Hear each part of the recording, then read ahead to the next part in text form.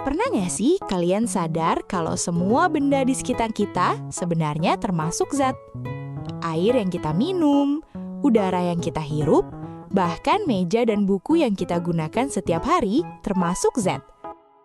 Sebelumnya, perkenalkan, aku Anissa Salsabila Wirdani dengan NIM akhir 096, Prodi PJSD kelas 2025C, Universitas Negeri Surabaya. Nah, di video ini kita bakal membahas apa itu zat, jenis-jenisnya, perubahan wujudnya, dan manfaatnya dalam kehidupan sehari-hari. Sebenarnya, zat itu apa sih?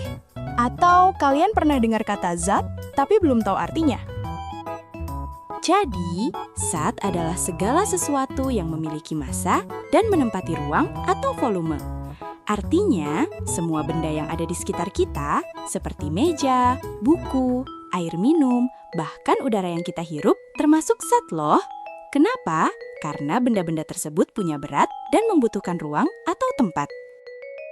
Secara umum, zat dibagi menjadi 3 jenis, yaitu zat padat, zat cair, dan zat gas. Masing-masing memiliki sifat dan karakteristik yang berbeda-beda.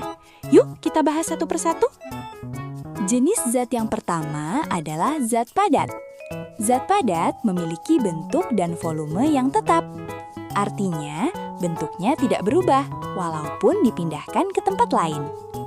Partikel pada zat padat tersusun sangat rapat dan teratur, sehingga sulit bergerak bebas. Karena itu, zat padat juga sulit dikompresi atau ditekan. Contoh zat padat yang sering kita temui yaitu batu, besi, kayu, dan plastik. Jenis zat berikutnya adalah zat cair. Zat cair memiliki volume tetap, tetapi bentuknya berubah mengikuti wadahnya. Misalnya, air yang dimasukkan ke gelas akan berbentuk seperti gelas. Partikel zat cair lebih renggang dibanding zat padat dan dapat bergerak lebih bebas. Oleh karena itu, zat cair dapat mengalir. Contoh zat cair antara lain air, minyak, susu, dan oli. Yang terakhir adalah zat gas. Zat gas memiliki bentuk dan volume yang tidak tetap. Gas akan memenuhi seluruh ruang yang ditempatinya.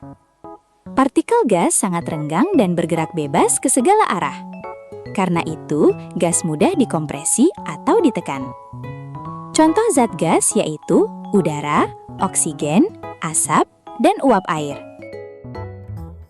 Lalu, apakah zat dapat mengalami perubahan wujud? Jawabannya adalah bisa. Jadi, zat juga mengalami perubahan wujud loh. Yang pertama yaitu mencair. Mencair adalah perubahan wujud dari zat padat menjadi cair. Contohnya adalah lilin yang mencair saat terkena api. Kedua yaitu membeku. Membeku adalah perubahan wujud dari zat cair menjadi padat.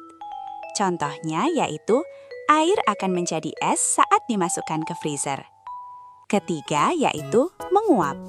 Menguap adalah perubahan wujud dari zat cair menjadi gas. Contohnya adalah saat merebus air hingga mendidih, maka air akan berubah menjadi uap air. Keempat yaitu mengembun. Mengembun adalah perubahan wujud dari zat gas menjadi cair.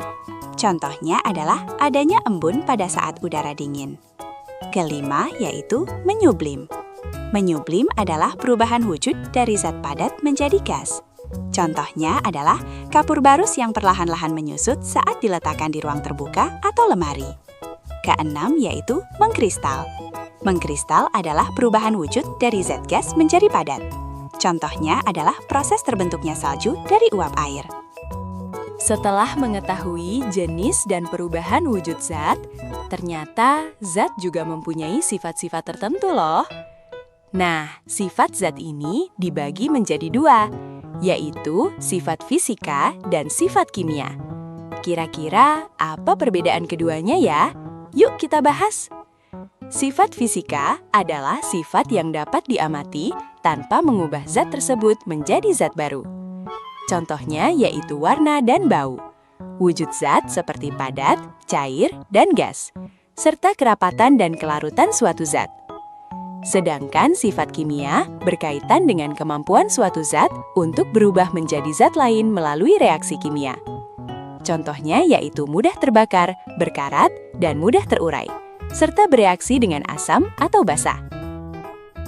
Dari sifat-sifat tersebut, zat juga dapat mengalami perubahan fisika dan perubahan kimia. Nah, apa perbedaannya? Yuk kita bahas. Pada perubahan fisika, tidak terjadi reaksi kimia. Sifat zat tetap sama dan perubahannya masih bisa dibalik seperti semula. Contohnya yaitu es mencair menjadi air, air menguap menjadi uap, serta kertas yang dilipat atau disobek. Sedangkan pada perubahan kimia, terjadi reaksi kimia.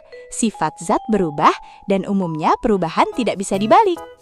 Contohnya kayu dibakar menjadi arang, besi berkarat, dan makanan yang menjadi basi.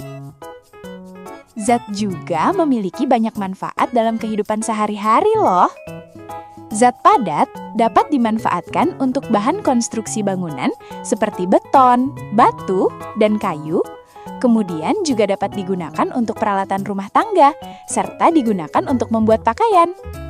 Selanjutnya, zat cair dapat digunakan untuk dikonsumsi seperti untuk memasak atau minum, lalu dapat digunakan untuk kebutuhan sehari-hari seperti mandi dan mencuci, serta dapat digunakan untuk bahan bakar kendaraan. Dan zat gas itu sangat penting untuk pernafasan.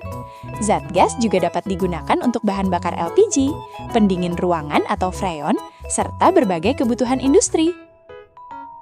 Nah, itu tadi pembahasan mengenai zat dalam kehidupan sehari-hari. Dengan mempelajari zat, kita dapat lebih memahami berbagai fenomena yang terjadi di sekitar kita. Semoga video ini dapat membantu kalian dalam memahami materi tentang zat. Terima kasih sudah menonton, dan sampai jumpa di video berikutnya.